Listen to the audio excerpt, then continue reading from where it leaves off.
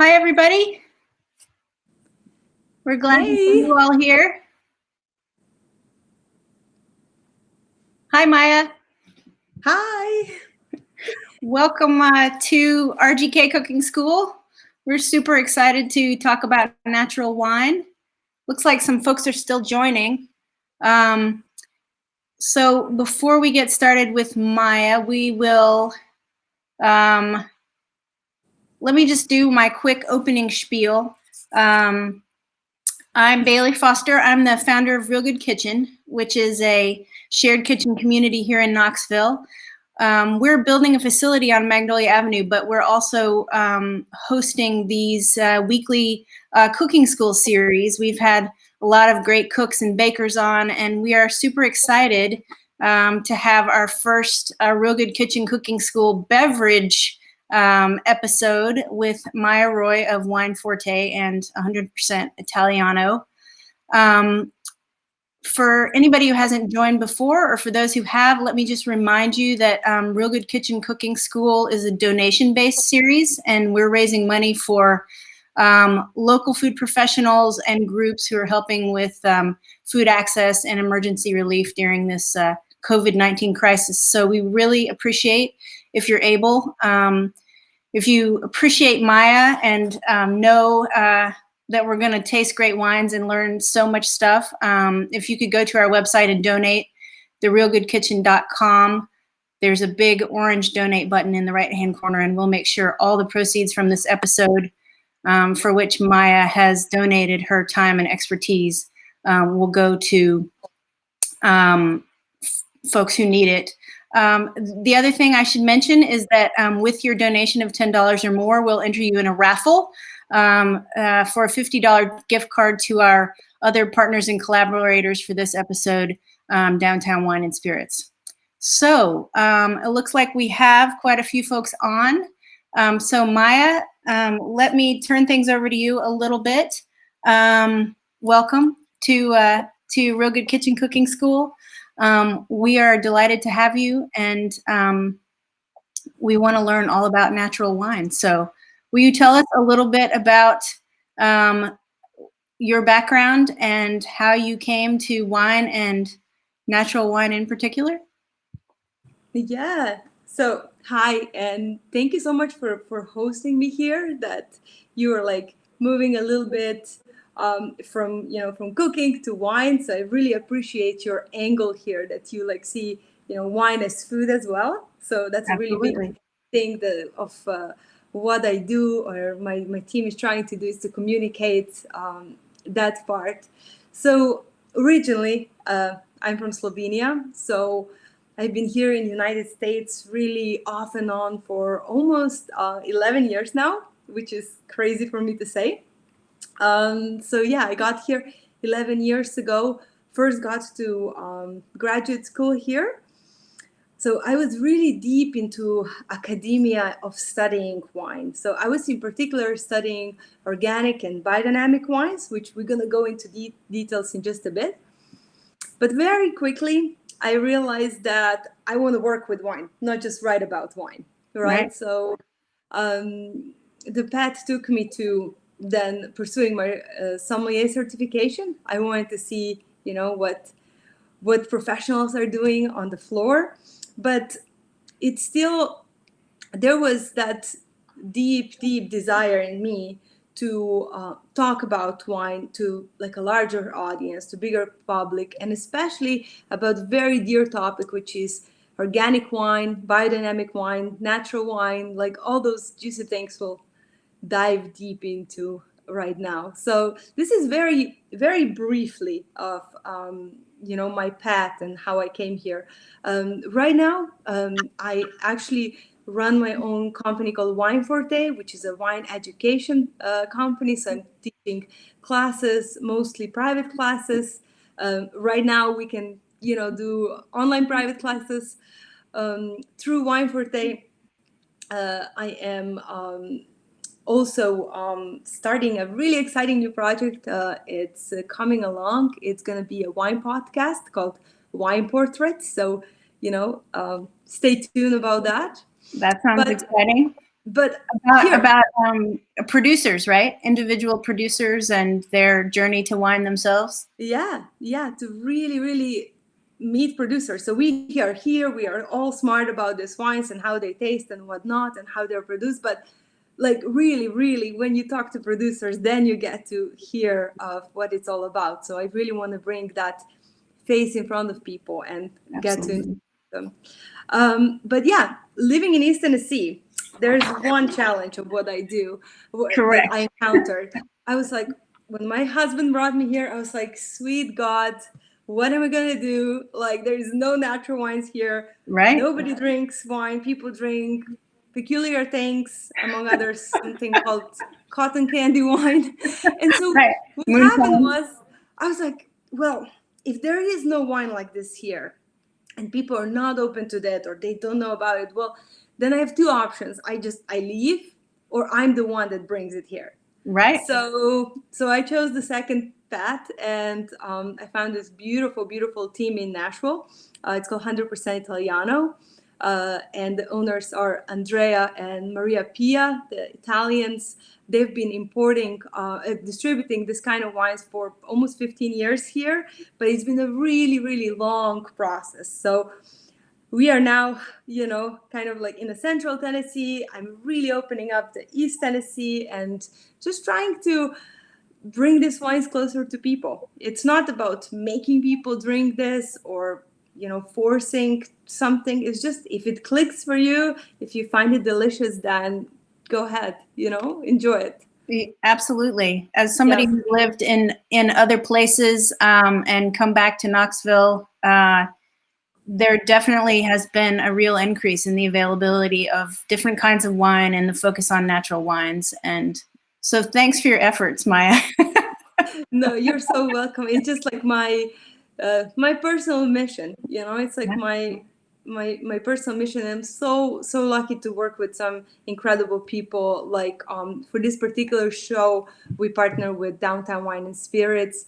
DL there has been an incredible supporter from like a day one, and just give me a platform where I can sell this kind of wines and get it to people. Yeah. Right. That's wonderful. Yeah, they've expanded the offerings exponentially. Yeah, absolutely. So let's start. I think we're going to sort of taste throughout, right, Maja? Yeah. Let's start. Can we talk for a second before we start tasting about wine? And maybe this will, about glasses, I mean, and maybe this will give everyone the opportunity, if they don't already, to have their glasses out. But sure. I'm sort of a glass hoarder. I like lots of glasses, and I don't know, I'm kind of obsessed with them. So I wanted to show you, if people can see, a few of the different glasses that I sometimes drink wine out of. So this one's sort of a flat-bottomed glass. I think maybe one that you'd see like in Spain, perhaps, for cider or another chocolate or something like that. Yeah, very something like this, which is a small, narrow flute-shaped glass. People also tend to drink their wine sometimes, I've seen, out of mason jars. Or I have, a very cheap wine glass from IKEA that's just glass, nothing special. Not too bad, though. And then I have a fancier Riedel glass, white wine glass, that has very, it's crystal and it's thin. Can you talk about the advantages or disadvantages of some of these glasses? Should we absolutely not be drinking out of them? Are we diminishing our wine drinking experience? Yeah, I mean, or is it all fine? Or should we just be happy with whatever we're drinking it out of? The thing is, people, people can absolutely drink from whatever they want. And it's not about being fancy or, being like snob about it, but it's about like the stemware or glassware is just there to like enhance our drinking experience. And sometimes, drinking experience, if you're like out in a picnic, under the trees, the best glass that can be used, it's what you showed us first, like, is that stemless glass. It's nothing wrong with that. It's great, very stable. Yeah, I would totally recommend to drink any kind of wine out of that glass, right? I do. However, yeah. However, when we are like around, a beautiful dinner table, Right. like when we have like a Korean experience, and we want to get the most of that wine that's in a bottle, then I would love to encourage people to invest in a beautiful stemware, if they care, and it can be stemless or it can have a stem, right? So the purpose of a stem is just so we are not holding a glass by, like here, the coupe, because you're warming up the wine, and it's not particularly aesthetically pleasing, if you ask me. Right.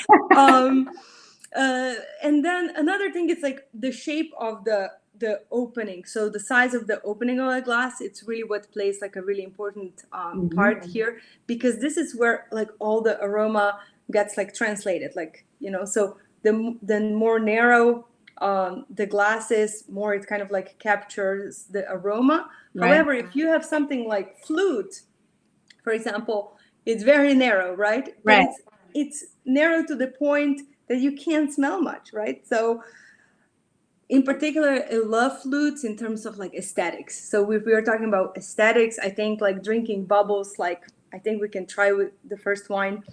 It's beautiful because bubbles are part of experience of like, traveling through the glass.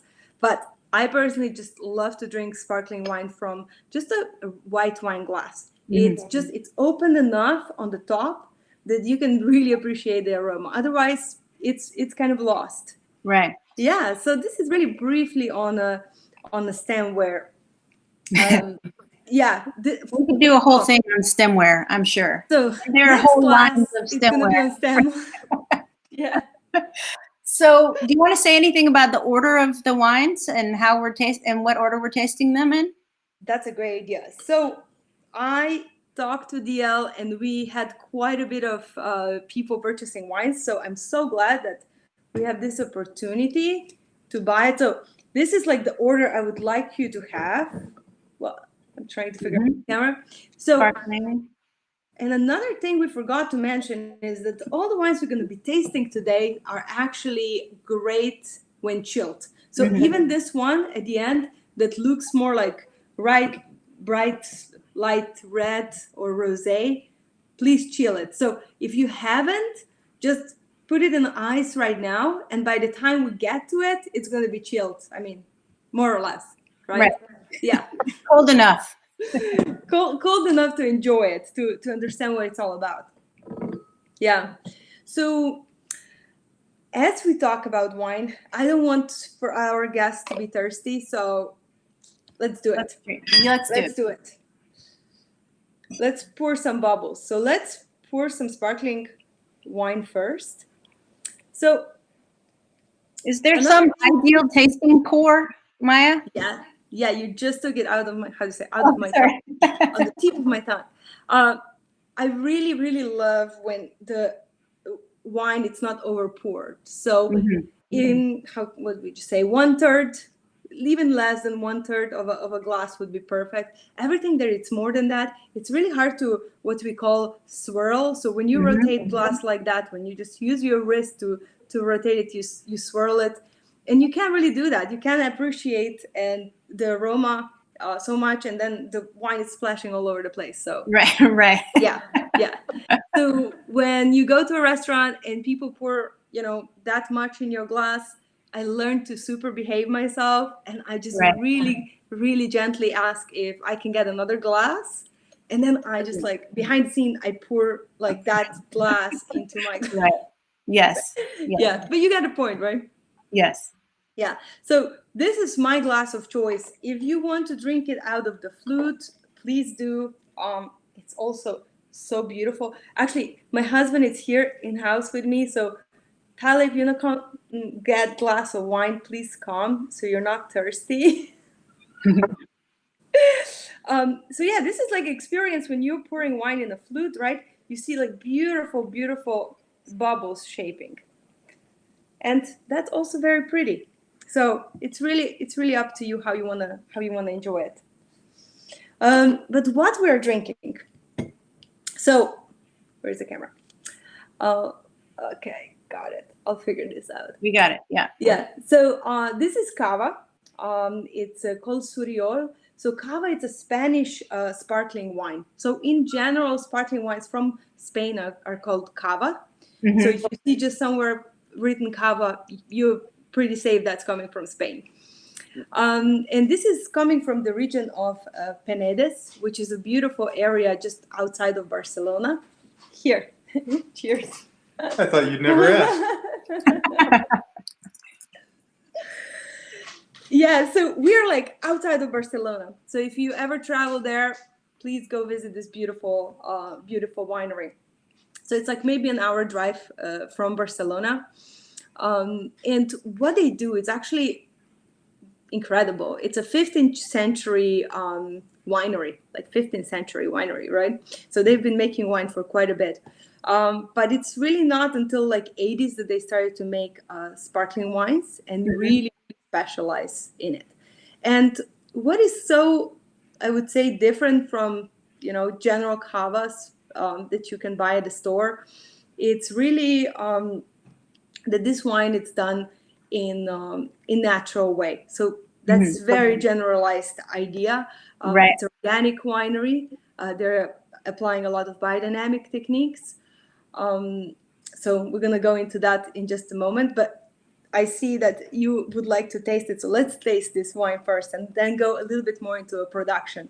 So Okay, perfect. the way we taste wine, it's first of all, any way you want, right? If you want to approach it that way, because it's Right. a matter of enjoying it. If you really want to appreciate it. So there's a difference between wine drinking and wine tasting. So wine tasting, it's really just like slowing yourself down and just appreciating all the aspects of wine. So this would be sight, aroma, and then the flavor, right? And Okay. then just the whole experience together. It's what we want to achieve. But yeah, if we go to the color first, right? The color, it's just beautiful. It's really golden. It's very sunny, golden yellow, has a little bit of straw inside. I would say not really classic for cava. Like a general cavas that you're gonna just go buy in the store, they're gonna be very crystal clear, white, translucent, right? Right. The reason why is this wine hasn't been filtered. So if you don't filter your wines, you can also preserve a lot of time the color. Not necessarily, it depends on the grape variety, but this is where the color it's coming from. What are you filtering out when you filter? Skin, other So you have stems? a lot of different kind of approaches to filtrations, but if you can first have like just for filtration of like a bigger particle, so you know, all kind of bigger particles floating. Yeah, of course, skins. But then we're talking about like a microfiltration. There's a lot of different processes like reverse osmosis and such included, which what it means, it's like filtration of the wine on like a really, really micro level. And in that way, you strip away a lot of color, a lot of flavor. And a lot of times this is done in like a really bigger wineries, commercial wineries, where they're trying to achieve a very straightforward product that can be replicated many times. It's also very stable. So Yes. this would be, yeah. So when you're not filtering, when you're doing making wine in more natural style, first of all, you need to have a very healthy grapes and then very healthy wine you're dealing with. So that's when you can play around with filtration and all kind of things, because you know you are dealing with something really healthy to begin with. A good product to start with. Yeah, yeah, really important. So let's smell the wine. Okay. So I see you have a bigger glass too, so you can rotate. Of course, with what you're doing when you are swirling, some bubbles are gonna go away, right? But you have smaller pours. You're gonna drink this fast.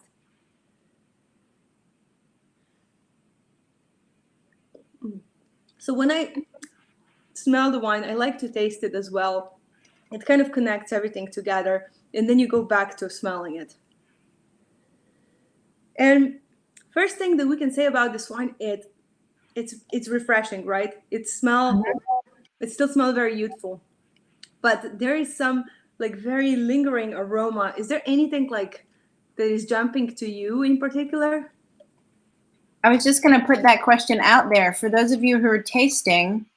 What are you tasting when you first taste and then smell? So what is very unique about this winery is they're releasing only vintage cavas. So this is, in this example, this is 2016. So this is quite a few years old, right? Mm-hmm. And vintage cava means that there are only grapes used from that particular vintage, right? Usually, right. In general, most cavas are going to say on the label NV, which means non-vintage, meaning different vintages are blended together in the wine. And because this was going through quite some aging, the wine has started to develop like a lot of like, almost like breadcrumbs, brioche type of aromas. There is some fruit, but very gentle, like gentle apricot, gentle, how do you say that? Peach, apple, pear. Right. We have someone, yes, Jace says apple. Joe Buckley, stone fruit, like yeah. And nectarine, loved, yeah, totally. Nectarine, apple, like yellow apple. Mm-hmm. Apple is really ripe. It's really, yeah. And probably the age probably gives some of those more richer flavors, right? Some of the more yes flavors, right? Yeah, these are definitely deeper flavors, aromas, right. and flavors now that we're gonna taste for sure. Yeah. Yeah, so let's go and taste.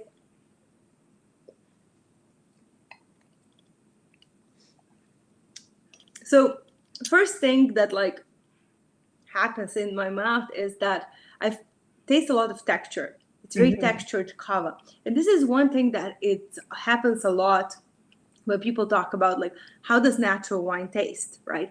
Natural wine is a lot of times a little bit more substantial in palate, more textural, more dense.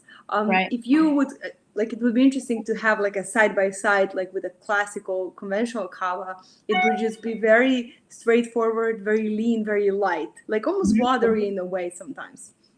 And here we have a lot of texture, a lot like the flavors are very concentrated, rich.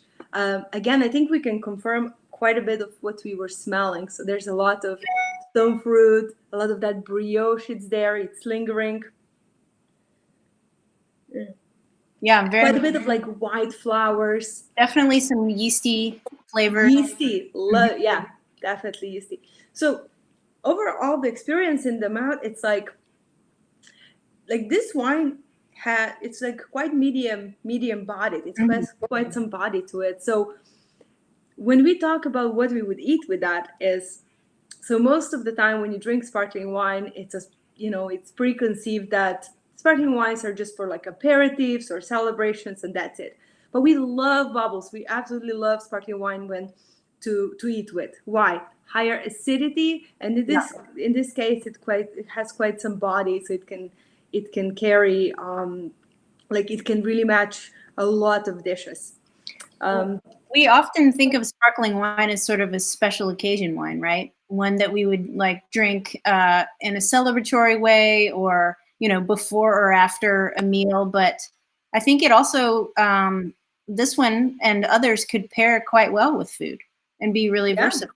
Yeah. I mean, I think they're definitely celebratory. I love to just open bubbles when celebrating, but I just love it when pairing like with beginning the meal for sure. It's fantastic. So it cleanses your palate. It really makes you hungry, so it increases your appetite. So it's a lot going on. But what I would eat with that, like I would like to have like just a little bit like a board of like of cheese, maybe some like sardines, some like really nice like sourdough bread, any kind of like refreshing like herbal spread. You were telling me before you have some ramps. Yes, I have some ramp goat cheese from Three Graces Dairy in Marshall, North Carolina. And in fact, I have it here. We'll just come the after party. It's in your house after. Okay. Right? Yes, the after party's here. We can finish the wine. If anybody else is eating with their tasting, let us know what you're eating. Yes, let us know what you're eating, and let us know if you like this kind of wine. So, Yeah. just like a few more words on this particular wine. It's so it's 2016, right? So what happens is that when grapes for this wine are harvested, they are very gently pressed and fermented, like in a very traditional concrete vessels that they're using. It's not just in Spain, it's quite like widespread all over the world. Why concrete? Concrete is a very just kind of like a natural vinification method, so it doesn't really impart the flavor of the wine. So that's happening for 4 months. Mm-hmm. And after 4 months, the wine is put in the bottles, and then the secondary fermentation happens inside of the bottle. So this is méthode champenoise, or traditional method. And then this wine is aged for 30 months. So quite a bit of aging. Yes. Yeah, it's beautiful wine. I mean, it's incredible value. I mean, the quality for the price, it's outstanding, which is one thing we kept in mind. Like when you and me were talking about this lineup, we wanted to keep in mind that wines are natural. They're made in an organic or biodynamic farming approach, Right. and that they're reasonably priced. And the reason why it's to really break that stigma that you need to drink expensive to drink good, because that's not true at all, right? Right. More and more. Yeah, more and more. I mean, we are so lucky because in this day and age, we live in incredibly spoiled world of being surrounded with so much abundance of really good wine. So yeah, it's like never in the history of humankind people have drank that good that we are now. So I think there's something to celebrate. Right, absolutely. So we have a request for you to move the wine bottle a little more into the camera. I was blocking you. Oh. Yeah, sorry. We were trying to give you more space. Let's see if that helps now. Move it over just a little more the other way. Yeah, there we go. Yeah. Perfect. So yes. And by the way, for those of you who might be interested in buying after the series is the episode is over, Downtown Wine and Spirits is offering the special 4-pack for $75 through Friday. So anybody who's inspired to taste and pick up these wines afterwards, please do that. And also just a reminder for those who have joined.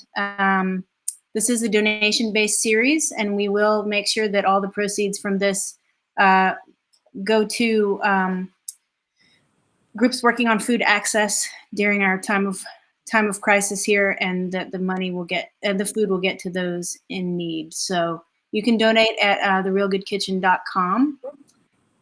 Okay, so let's move on to the next one. What do you think? Are we ready? Actually, here's one more. Let me stop you for a moment, because I think while we have wine in the glasses, and for those of you who are not able to taste with us, that you're not in town or you didn't get a chance to buy the wine, just put yourself something delicious and let us know what you're drinking. Yes, that's absolutely. If you're drinking along with us, let us know. Let us know. So what I want to talk about is the topic that we even got together, right? Is the topic of natural wine. So we are really using this word very broadly these days. Mm-hmm. Everything is natural wine, right? But it's really not as easy as that. It's very unfortunate, like when it comes to terminology. But I just really want to clarify this concept. So even though like you use the word natural wine, that you know what is going on behind the scenes, right? Even though the wine is not natural because maybe it's just organic, like I think it's important to know and just be aware and educated on that. So I think you're all familiar with like organic farming, right? So this would be kind of like baked. So we're going to talk about difference between like organic wine, biodynamic wine, and natural wine.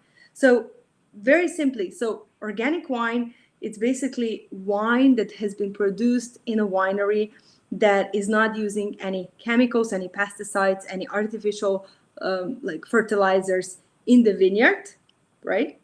And also then not using any of these artificial products in the winery. However, they are allowed to still use a certain amount of this like products when they are purchased organic, like organic fertilizers or organic sprays. So there's still a lot of like, how do you say, like a little wiggle room for people to play around around and not be super transparent, but we at least know they're like doing the best possible job in that realm of organic, right? Right. With organic wine, people can still, choose to use a certain kind of filtration. They can use like temperature control. Temperature control means like especially in the time of like process of fermentation, if you're controlling the temperature, you can speed up the fermentation or slow it down. I'm sure I'm forgetting a lot of things, but basically organic is like the basics, right? After that, we have biodynamic wine. Have you heard of biodynamic wine, or have anybody else heard of biodynamic wine that is here with us? I've heard of biodynamic wine. did? I'm not sure I Yes. can define it, but I've definitely Yeah. maybe other. You're actually drinking one of them. So basically, you can have organic wine with utilizing some biodynamic approaches. So when a winemaker decides, I'm going to farm organically, but I'm going to still use some biodynamic farming approaches that suits me, this is basically what we're drinking. So this is Suriol. It's organic wine with some biodynamic approaches. What are biodynamic approaches? It's basically biodynamics. It's the best way to describe it is the winemakers who are farming biodynamically, they are not trying to cure the disease that happens in a vineyard, but they're trying to find the ways to really enhance the vitality and health of the vine. So it's almost like not curative. What's the opposite of curative? Preventative. So it's like a preventative, right? So what they're applying, it's like a lot of different kind of sprays in the vineyard that are made out of herbs, and they call them teas. So they're using things like, chamomile, like yarrow, oak bark, valerian root. There's so many different like herbs that are applied for different reasons. They're very, very closely following all the work in the vineyards and the winery, following the moon phases. So it's really important when you're spraying, when you're harvesting, when you're racking. It's all basically has to do with the moon phases. And this sounds like really out there, but there is a lot of like, if you want to go like really scientific, like there's a lot of like physics behind that. So if you're really interested in biodynamics, like you can go research that. It was started on the school of thought of Rudolf Steiner, which is like an Austrian philosopher. So basically he started the biodynamic approach, and a lot of farmers have adopted it. And those wines are just alive. So the point of biodynamic is that you don't kill anything, right? Because what is really important is that everything starts in the vineyard. So in a vineyard, you need to have a very healthy soil. So you need to start with like definitely organic soil. You need to increase the biodiversity, because with increasing the biodiversity and life in the vineyards, you're going to have a very happy flora, fauna there. And you can also have a very important thing. It's called yeast. And yeast is the key to everything we're talking about, which lives everywhere on our skin, in our air, everywhere, but also lives on a grape skin. So when you have a healthy grapes, you have a very happy, healthy yeast living on the skins. And there are different yeast strains, and sometimes they're stronger, sometimes they're weaker. But if you have healthy grapes, you have a very strong yeast strains. And those yeasts are really important when you're going through the process of fermentation. So with organic, biodynamic, natural wines, we're talking about the process of spontaneous fermentation or natural fermentation. Right. How is this different from conventional wine or classic or industrial wine? Is that you let wine ferment with their own yeast. You do not interfere that process, right? So in most wines, like 99.9% wines you buy in the grocery stores or anywhere, they all use commercial yeast. Is that bad? Is that sinful? No, it's just a really, really different product you're gonna get. It's very, it's a product that it's very, again, like easy to replicate. It's gonna be consistent because we humans just expect consistency. We want that absolutely every bottle of wine is going to taste the same as the wine before and wine before and wine before. If you have natural yeast, every wine is going to taste just a tad bit different, right? And every vintage is going to be different. Up for the adventure, right?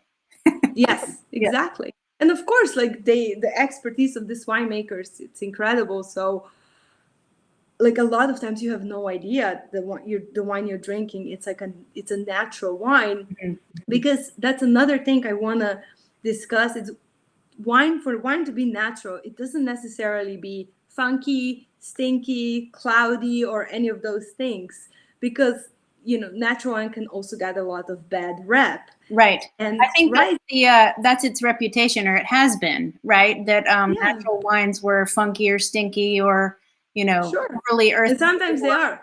Or sometimes they are.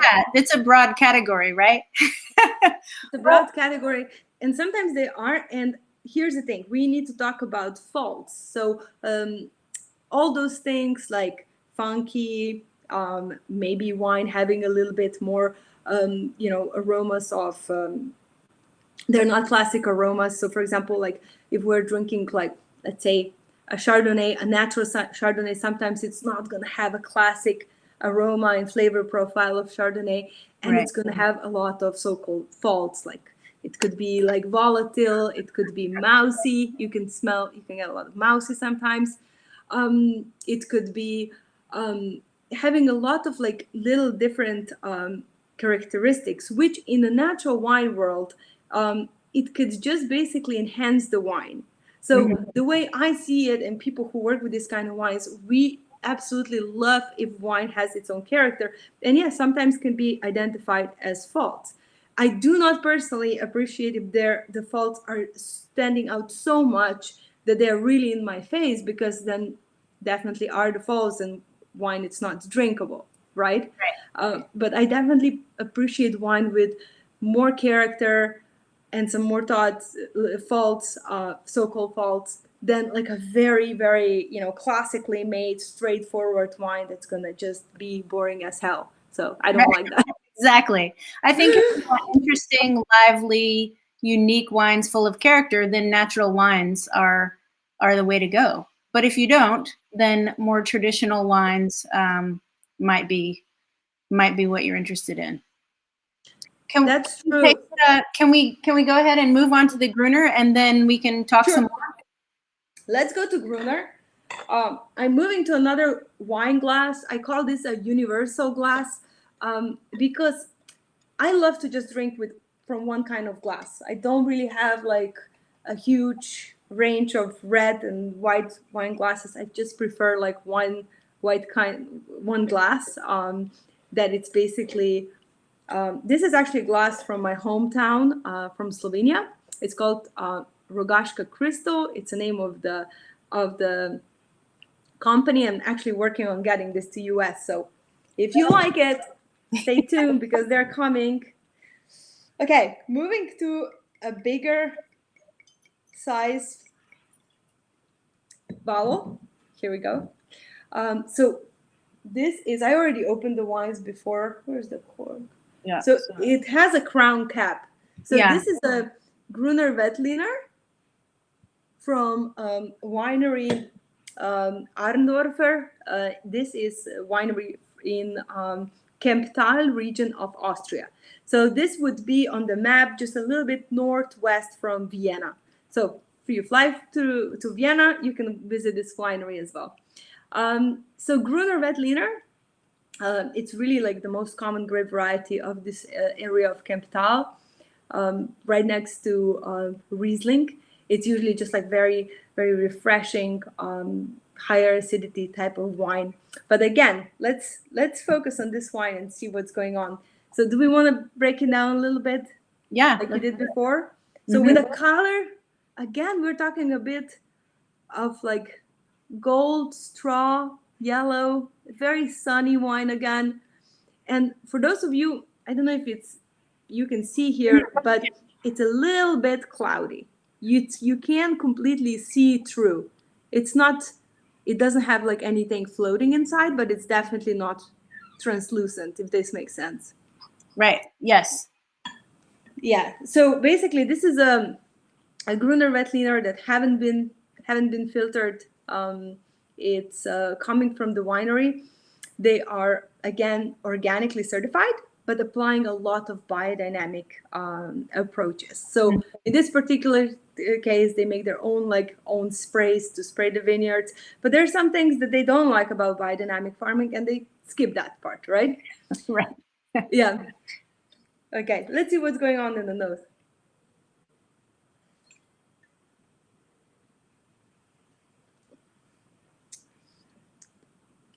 Anything jumping at you on the nose besides the fact that it's just so refreshing? It's making me hungry. I haven't had a dinner, so this is definitely setting me up for some cooking later tonight. It's sort of I get a little tropical fruit on the nose, and something else that I can't quite put my finger on. What are other folks getting? What are you getting? And I get something at the end that's more, I don't know, tobacco-y or something. Do you taste any of that? I think it has like a very, very distinct characteristic, this wine. And to me, it's very flinty, if this makes sense. You know, flinty, like kind of chalk. Like it's like basically like if you put like two rocks, if you rub them together, right, and they can smell like flint, right? Or like when you're starting the lighter. Yeah, right. I think it's very grassy. Grassy. I love it. It's like candy. I love that. I think it's very like lemon, lime. I love that tropical fruit that you said. What kind of tropical fruit? I don't know. I'm getting like kind of papaya. Like I'm getting a lot of like green kiwi. So Casey is asking. This is an interesting question because among the bottles that we have 4 different kinds of closures. One is obviously the typical sparkling closure, but this one has a bottle cap as instead of a screw cap or a cork. And I've definitely seen more of a trend. Is it mostly on the liter bottles that we find the bottle caps, or? Yeah, so basically you're gonna find them mostly on the wines that are meant to be drank really young. Like for example, this Gruner Veltliner, it's first of all, it's bottled in a liter format because it's it's the perfect wine. It's a perfect wine. It's a perfect wine because it's a style of wine that it's just like really that racy acidity, juicy, very mineral, a lot of like salinity. It's very savory profile of a Gruner. Elaine, not so sweet, not sweet at all. Like this wine, it's bone dry. And so basically what's going on in this particular case is that they put the bottle, didn't put the cork in because it's just meant to be drank young. So cork, it's really a great way to age wines. It's a way for wine to breathe, to be exposed to an oxygen, through the cork. Just a second. No? Okay, sorry. I thought Tyler is something here to tell me something. I just want to grab some wine. Yeah, please. So this is when I was talking to the winemaker, I was like, why did you make the liter format? And he was like, this is how it's actually done. So here's one interesting thing. Like in United States, I think there's like this very common belief like that Europeans are very sophisticated and just drinking all these beautiful bottles of wine. We are, but we are also drinking like wine that it's, you know, basically a table wine. And like most of the people are not going to drink bottle from the wine store. They go to the winery, they buy their liter formats, they buy wine in bulk. And this is just like to translate that kind of like a little bit like older approach to how wine used to be drank. Right. And it's just fun, and it's really fun. It's fun. Yeah. It's youthful. It's to put it in winemakers' words, it's modern but not too hipsterish. So it's just delicious. You know, that sort of brings me to another thing I wanted to ask you about related to natural wine. I mean, I think the natural wine sort of movement has become a lot more visible. Certainly natural wine has become a lot more trendy. There are natural wine bars. And, you know, sort of a symbol of responsible wine drinking, maybe. But it occurs to me that in the same way that some of the old foodways and you know, traditions of bread making and sort of homemade food are coming back now, that this may be the case with natural wines as well, that these are techniques that are actually old-fashioned, that probably have been practiced by a lot of wineries over time, just in a quieter way, while the trend of sort of overproduced commodity wines has been happening. And now they're so are natural wines new, or is it a sort of a going back to our, you know, to the roots of winemaking and wine drinking and enjoyment? Yeah, that's a really good question. It's definitely not new. It's kind of going back before the like agricultural industrialization, right? So basically, before like they invented all the sprays and chemicals and fertilizers, they didn't have those things to spray. Like they had to grow organically because there was nothing else available, right? With yeast, there was just natural yeast. There was no laboratories where you went and you bought like strain of yeast, right? So it's definitely back to the roots, but with one big advantage of that higher hygiene and more knowledge. It's bringing like the product that we have right now, which is like so far what we drank, right? It's very focused, very clean, very sharp. There's no funkiness or like any feeling of that this wine would be unpure. It's just the other way around. I think this is very pure, very energetic, very life wine. So I think it's really important to understand like our lifestyle very holistically, like especially right now in these times that we live, like we have opportunity to think about that. So like a lot of people are going to farmers markets, driving to farmers to buy organic produce. We see what is happening to meat industry. Like we really have to like, we are becoming more conscious of what we eat because we are almost forced to right now, right? Because of like this crisis that it's happening.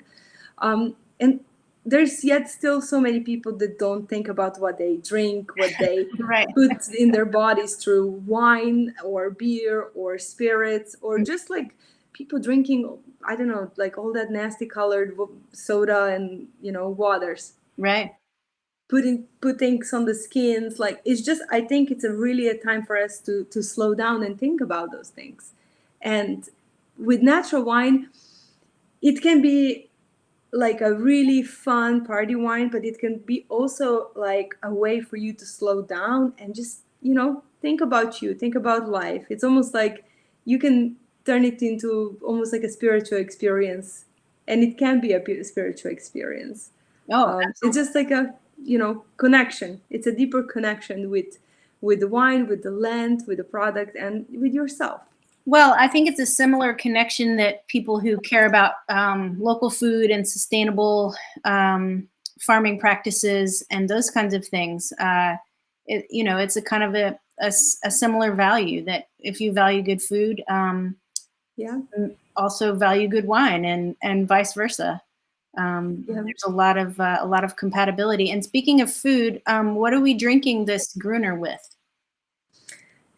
I had a chance like to even talk to winemaker. I was like, "What do you drink? What do you drink in Austria with that?" And he was like, "We just eat our food." And I'm like, "What is your food?" And he was like, "Just eat like just cut like beautiful cheese, have salami, have something pickled.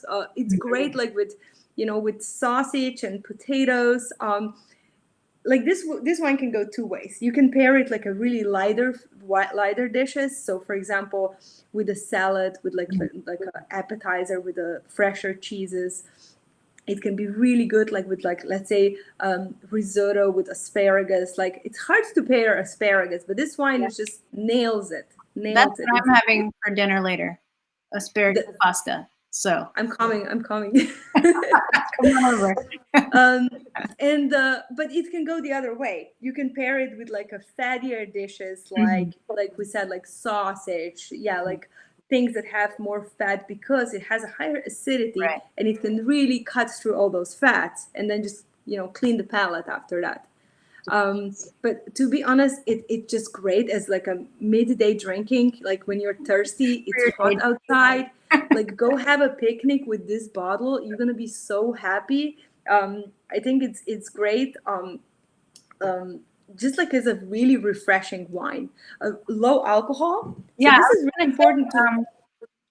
A lot of these seem to be lower alcohol wines.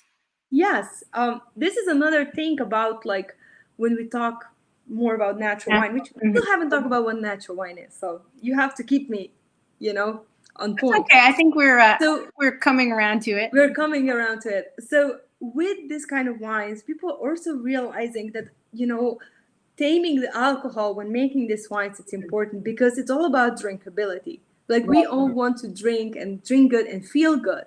So this is with lower alcohol, you can just enjoy wine, slower. You can pair it with so many more dishes because it doesn't overwhelm it. And it doesn't just hit you in the head. It's like if you're drinking, let's imagine some like super big Napa Cabernet. Like after a glass, you're gonna lay down, like or just dance under the table, like or on the table. Well, yeah, and it's also going to take over. It's going to be the wine is going to be the centerpiece, and it's not going to be part of the meal. Really, it's just made to be kind of a showcase all its own.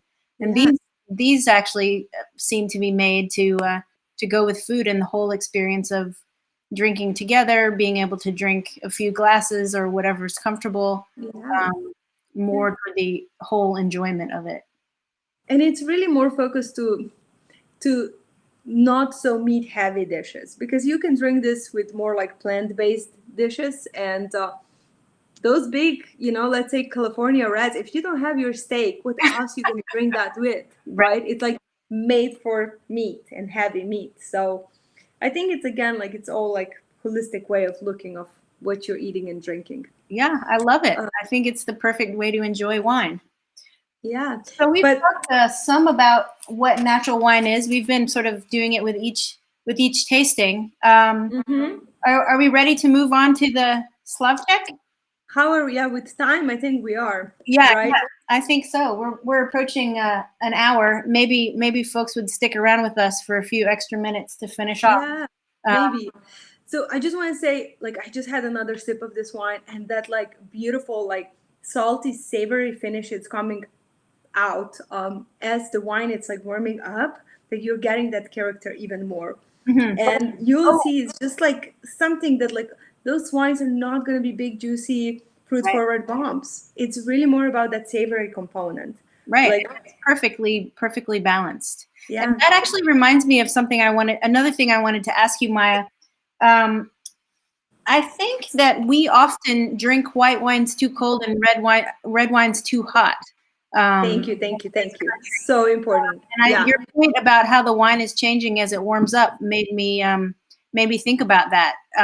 Is that something that would improve our enjoyment of wine, or is that one of the things, the temperature, that we might? Absolutely. Yeah, like these wines or wines in general, you can't appreciate them fully if they're too cold, if they're too chilled, because they're too cold to to smell them, to taste them. So let them chill, and then like slowly bring them to just like a little bit like below the room temperature.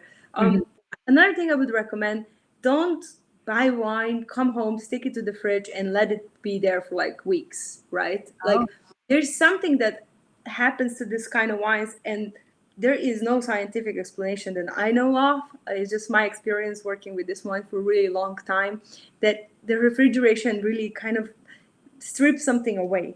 So keep them, store them somewhere in a darker room. Like I know that not everybody has like a temperature control refrigerators, right? I'm just talking about like the classic fridge. So just chill them before you want to enjoy them. Put them, you know, in the fridge, or even better, like in the ice for like an hour, and that's going to be perfect. Great. That is definitely something I didn't know. I'm going to take them out of the fridge now. Yeah, it's just there's small little details, and especially with the biodynamic wines. And I really want you to go deeper, and you can ask me questions. Text me after that. I can tell you more about like where you can read about those kind of wines. They're alive. They're, as I was telling you, with all those living yeast and all that bacteria. When all this is fermented and then bottled, these wines, when you put them and release them in the glass, they open up. So that life comes out. So treat them like they're alive. They are.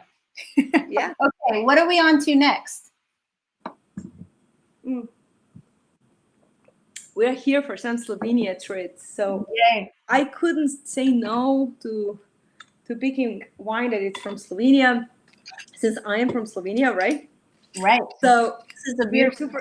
We're so lucky to actually have wine from Slovenia right now, and this is wine called Slavček. And Slavček, it's a last name of a producer, and it means not, how do you say that bird? Nightingale. Oh, nightingale. Nightingale. Yeah, that one. Right. So basically, this is a winery located in the region called Vipava Valley in Slovenia. It's just on the border with Italy. So if you look on the map, it's right there. It's a really beautiful, long valley that is producing a lot of especially white wines. And what we're tasting today, it's a Pinot Grigio. And in Slovenia, we call Pinot Grigio CV Pinot, which is also like how it's written on the bottle. Right. So it says CV Pinot. So one thing that it might be a little bit different is the color. Right. So when you buy a Pinot Grigio in the store, it's usually just like super, super white, right? Yeah, and very light color generally. Yeah, and here we see a little bit of like amber, copper, salmon, orangey type of almost like a, how do you say, like a scent, the color of the copper. So a little bit deeper, right? And why this happened, it's again, there was no filtration done to this wine. And the natural color of Pinot Grigio grape, it's actually copper. It's slightly pink, like a rose gold pink. It's not completely white. So when you leave it and when you don't filter it, and when you leave it on the skins for a little bit longer, this is the color. This is the true color of the grape. So this is another beautiful thing about natural wines. It's like you actually see the real color of the grapes, right? So before I go deeper, let me talk to you about natural wine. So we touch organic, biodynamic, right? Yes. So I think that's hopefully clear. If it's not, please write in the comment. But natural wine movement was born out of necessity to make wine and also like communicate with the world that there are wines that are done with a minimum intervention. So what does that mean is that like there's nothing really brought to the winery, to the vineyard, nothing is taken away. It's like basically like a self-sufficient circle. So you are not bringing, as a natural producer, you're only using things that are available at the winery. So the base of the farming, it's either organic or biodynamic, right?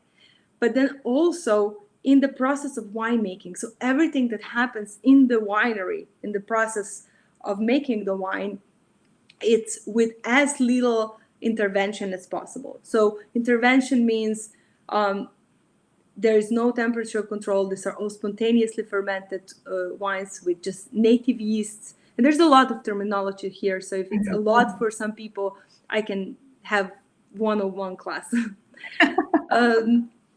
But there is also like a very kind of a contested understanding of whether or not like sulfur it's allowed to be used in wine. That up. Yeah, so some people like consider natural wine only wines that no sulfur has been used or applied, and for some like they approve the wine that has like a less than 30 milligrams per liter of sulfur per wine. So that is very hard to control because some sulfur it's naturally occurring as like a byproduct of fermentation, and sometimes those levels can be higher than 30 milligrams per liter. However, what happened in the past 2 months is that like France was actually the first country now that accepted the term natural wine, and it has its own certification and it has its own rules.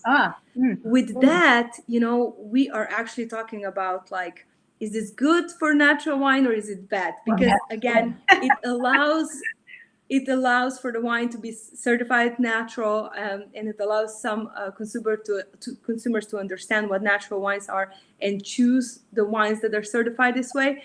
But at the same time, it also limits some winemakers to, you know, to use certain things or not use certain things. Right. But at the end of the day, it's the question is, was the natural wine certification really needed or not needed? Because it's more than anything, it's a lifestyle, it's a way of thinking, eating, drinking, living. It's really just kind of like conscious, slow consumption. So I would just like to tell you that when you're going to the store and you ask for natural wines, like talk to your person in the store, like, you know, about what he or she understands as natural wine, if this matters to you.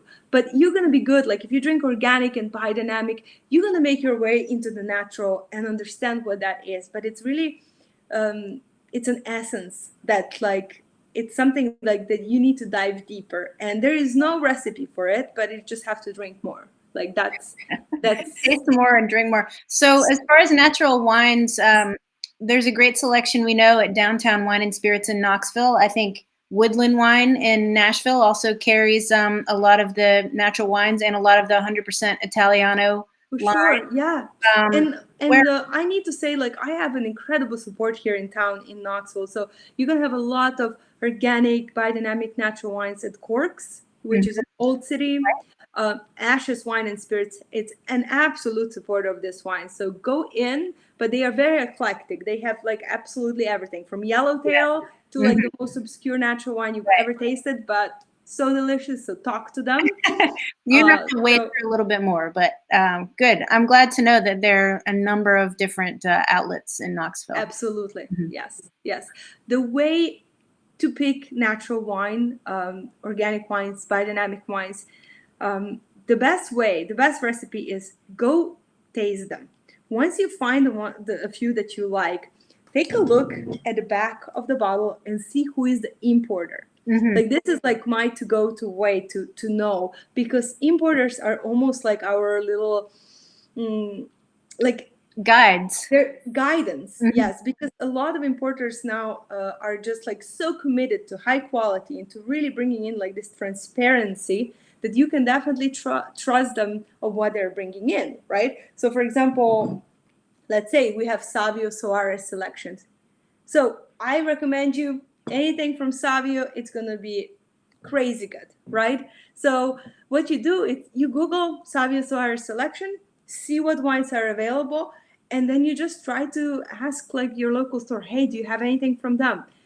Can you get anything from them? And this is how I buy locally. This is how I travel. This is how I buy things at the restaurant. I talk to a sommelier at the table like, hey, do you have any wines from, the cava was from Jose Pastor Selections, which it says on the bottle. Ask your sommelier or a waiter, what natural wines do you have, and what are the importers? And you will quickly understand it's a very small world that you operate in. So find some wines you like, figure out who the importer is, and follow that importer. It's sort of like following a band or following a writer, or be a groupie. Go everywhere and follow them and drink those wines. Yeah. Okay. But Well, back to our Pinot Grigio. So let's smell this wine. Let's taste this wine and see if this is like a Pinot Grigio that you always taste. Not at all.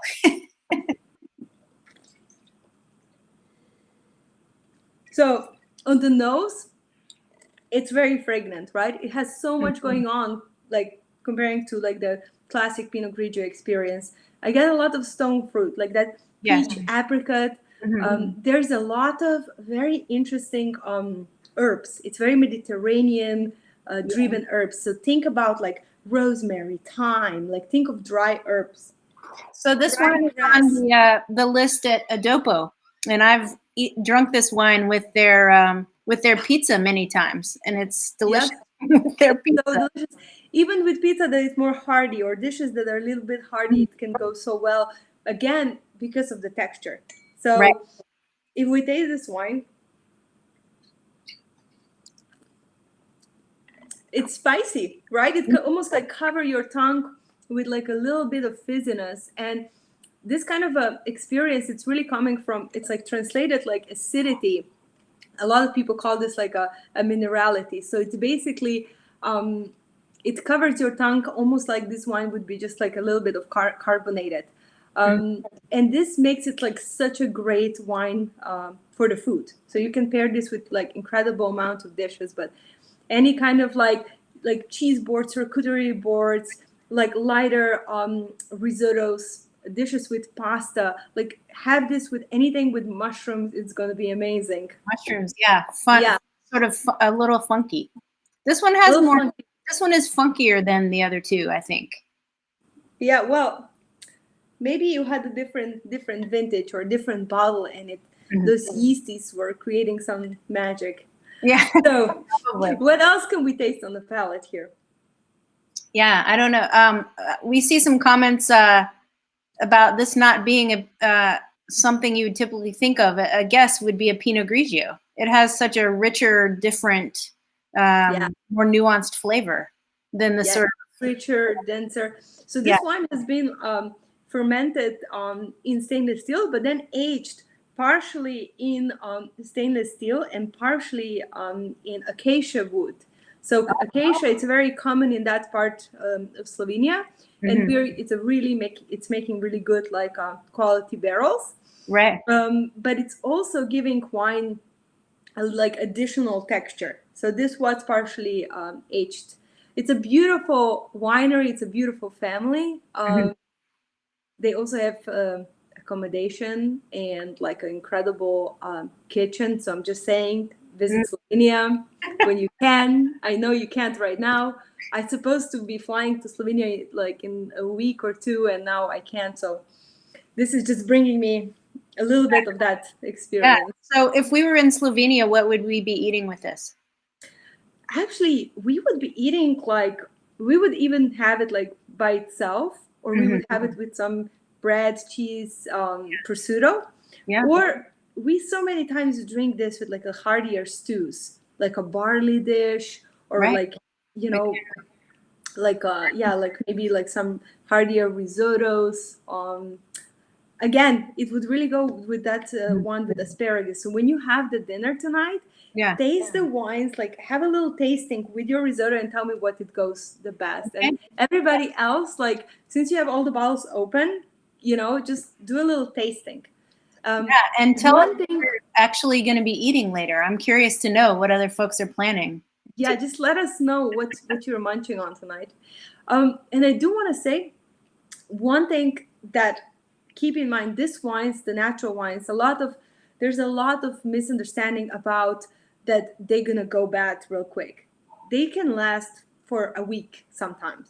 Not everyone. Sometimes they're gonna go flat. Of course, definitely, you know, drink your bubbles today. But the rest of the wine, you know, in a few days, they're going to be equally tasty as they are today. So like, I like to actually, the way I like to drink wines, it's like I buy a few, I open them, and then I just let them, if they're reds, I left them on the countertop and just taste them a little bit every day. But yeah, if they're whites, they need to be in the fridge. So Maya, I was going to ask you how we should store these wines. Do you use one of those pump systems that takes the air out, or what's the best? You can, but in this case, like, you're gonna use the screw top on this one. For this little guy, it's gonna be harder. I mean, I would just put it back up, and you're gonna be totally. You don't worry about taking the air out. When I work in a restaurant, I do. Yeah. When I'm at home, I don't. I don't know. I just like to see what naturally evolves. As like wine start breeding and they're living, and I just love to like see what happens. But yeah, I definitely put them in the fridge after, like, we drink them, put them in the fridge, let them cool a little bit more. I just said don't keep them in the fridge for a long period of time before you drink them, because it can influence the wine. Yeah. You know, as I was saying before. Well, that's a good tip. Yeah. Okay. But I know we're kind of crossing our timeline, so I want to move to the last one, right? Mm-hmm. I knew this is gonna happen because I just got chatty and want to tell you everything about wine. And I think it's great. I think it's perfect. We still have lots of people with us, and as a reminder, anybody who's enjoying this, we'd really appreciate a donation to our RGK Cooking School Fund that'll support groups working on food access during this and relief efforts during this time of crisis. So you can find us at therealgoodkitchen.com. And we're going to be raffling off the gift card to Downtown Wine and Spirits to anyone who donates $10 or more. So we really appreciate your support. And yeah, I appreciate you totally so much for coming on and donating your time and expertise. No, I really am so grateful for what you're doing, because I think not just right now when we are in the midst of this crisis, I think that these donations will be needed like really long term, like way after the pandemic it's going to come down. Yes. I think there's incredible unemployment, and there's so many people like in need for food, and they will be. So yes, thank you everyone for any donation coming your way. Thank you. Thanks. All right, and the last one? Yeah, the last one. So, but not least. True. So this is a really fun wine. As you noticed, I didn't pick any like red wine today. We were brainstorming what kind of lineup we should pick, and we wanted to pick like a very like spring, summer lineup of wines that you can enjoy, you know, indoor, but especially outdoor, something at the pool, at the lake, like on a picnic. So the last wine, it's a little mystery because it looks like it's rosé, or it could look like it's red. But it's a very unique wine because it's basically a blend of red and white grape varieties. So that's just kind of like mind-blowing for so many people, because that's not really usually how the wine is done, right? It's a very old way of making wine. In this particular case, we have what is called a field blend. So when you have a vineyard, when you have a lot of different grape varieties grown together and you harvest them, so basically you have whites and reds together, you make a field blend. And so these are varieties that are growing in the heart of Douro Valley in Portugal. They are 25 different grape varieties in your glass, so you're drinking really quite a variety. I don't think I can pronounce more than 2 because the names are so wild. So these are all like indigenous grapes, meaning all growing only, not just in Portugal, but just in the region of Douro. It's basically, it's called Renegado.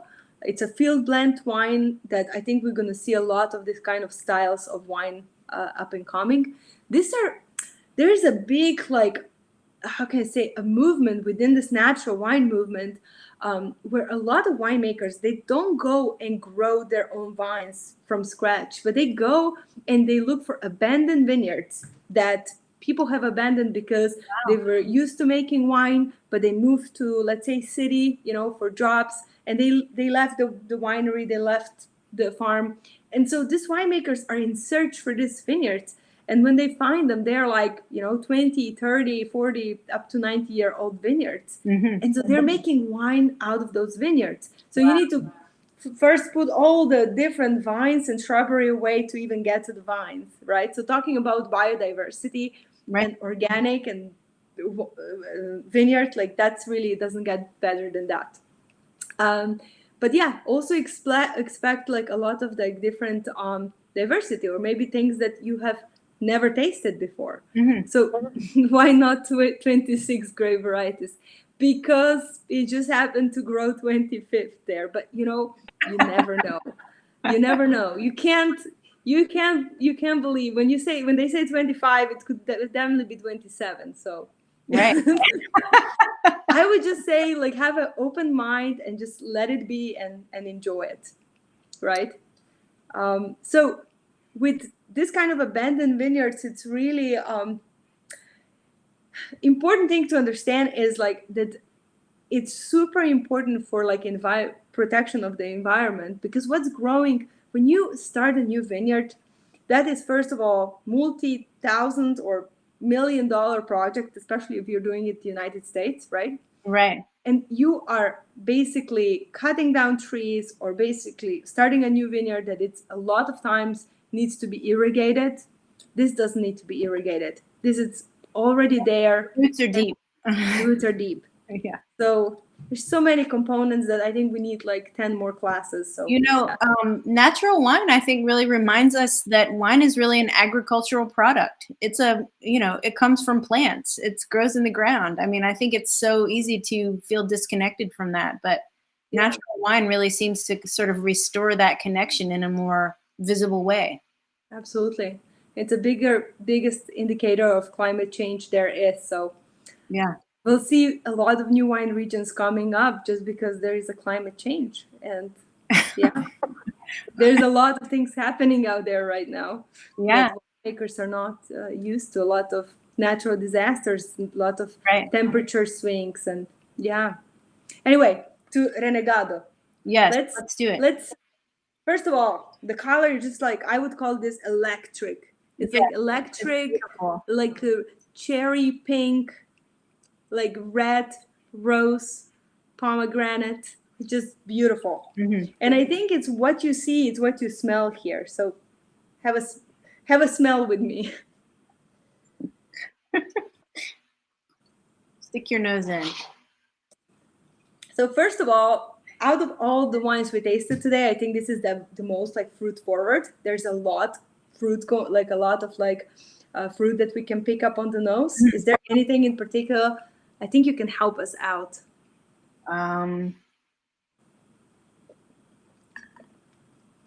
Is there any cherry? Anybody smelling? Cranberry a little bit, maybe. Yeah, definitely. Like a lot of cranberry. Mm-hmm. A lot of cranberry. Again, like a lot of like rose, almost like rose petals. Pomegranate, like that pomegranate to me is just like so obvious, but especially when you taste it.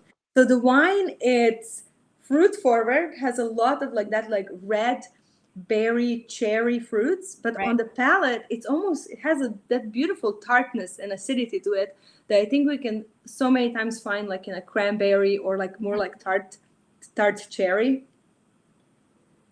Yeah, this is my favorite style of red to drink in warmer months, one that can be chilled a little bit, that's fruit forward but still has some acidity, definitely more light bodied.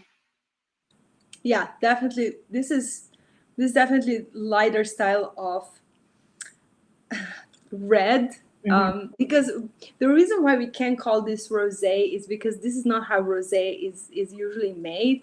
Rosé is usually made from red grapes that have been very gently pressed, or they were left bleeding. It's a terminology that you say the wine is bleeding. So basically, the grapes are getting pressed because of the weight of their skins of the grapes.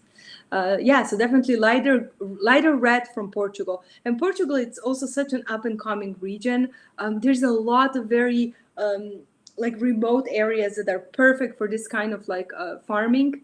because it's really nice to be isolated from all the other conventional wineries or industrial sites if you want to farm this way, right? Yeah. Yeah. So with this wine, I want to finish our life, but I also want to talk to you about what you can eat with that. Yes. Let's talk about that. So again, like my mind, like just again immediately goes to like a beautiful like charcuterie board. So if you have like charcuterie and cheeses, spreads, like fresh radishes with some beautiful dip, like any kind of like spring vegetables, with some more creamy dips or cheeses would go really well with that. But other than that, like you can drink this also with like a heavier, heartier dishes. So pizza, I mean, this wine was made for pizza, right? It's almost tastes like some kind of like really lighter Chianti, this wine. It's like that character of it. So yeah, pizza, if you like, burgers, but I would definitely go with more like a plant-based burger. I mean, with a bean burger or like a lentil burger would be great. Like any kind of like Middle Eastern cuisine, like falafel or anything with like having like a beautiful like yogurt sauce over it. I know we're here live in a land of like casserole, so any kind of like a big dish like that, it's a fattier. Right. It has enough body, but again, enough acidity to clean your palate. With that, yeah, I mean, gosh, with anything really. Yeah. So delicious. So delicious, so versatile. Like all of these wines feel that way. Just delicious, interesting, easy to drink. Refreshing, fun, but fresh. very textured and alive Yeah, and very alive. vibrant. One thing, it's like they don't make you heavy, sleepy. It's like I call them natural Red Bull. It's like a natural pick me up. Right. Yeah. Well, what parting advice do you have, or anything you want to leave us with? It's been so fun to taste through these wines and to learn more about natural wine, and maybe we can come back again and do something more focused or a series. I don't know, but There's definitely listen. Thanks for everybody who's joined. Thanks so much. A lot that we covered, but a lot that we skipped. So I wish I could talk more. I did forgot to mention that this, for example, Pinot Grigio you tasted, the reason why it had that kind of color, those are called skin contact wines or orange wines. Right. So we haven't even talked about that. It's a big group. So if you're curious about orange wines, they're not made from oranges. They're white wines made following the red wine approach. So all you do, when they're harvested, the grapes are left in touch with skins for extended period of time. So the beautiful color, it's extracted. So if you want to dive deeper in orange wine, go explore, go ask your wine store that you trust, or maybe we're gonna host another orange wine. Yeah, I would love to do an orange wine episode. They're also so different and so interesting. Yeah. Well, so just a reminder to everybody, you can still get all 4 of these wines for a special price at Downtown Wine and Spirits through Friday. And we would so appreciate your support, a donation to our cooking school fund at therealgoodkitchen.com. And a donation of $10 or more will enter you in a raffle for a $50 gift card from Downtown Wine and Spirits, whom we so appreciate for collaborating with us on this episode. And thank you again so much, Maja. It was wonderful to talk to you and taste these wines. We do have the wines right now listed on our Instagram and Facebook posts, but we will have a blog post tomorrow that talks about the wines and also offers some more pro tips and advice from Maja. And thank you so much. It was wonderful to talk to you and wonderful to have you. And thank you all so much for watching Real Good Kitchen. Cooking School will be back next Wednesday at the same time. So take care. Thanks a lot. Bye. Thank you. Thank you so much for having me. Cheers, everyone. Cheers. Cheers.